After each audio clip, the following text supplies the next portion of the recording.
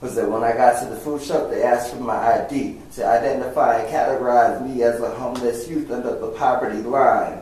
And the reality, which is the barrier that divides, but I pushed into the line and remains. Break more barriers so you can see, cause life's scarier than you can scream. It's slow like molasses, it takes a while for the light to turn green. So don't be in a rush state of mind, enjoy the grind and look at the hustle before you reach your prime.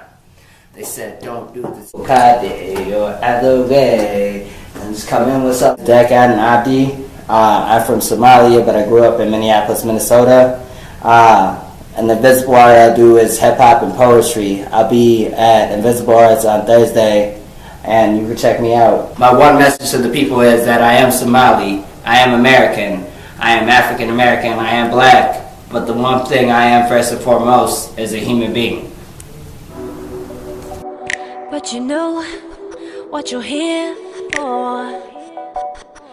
Close your eyes, lay yourself beside me.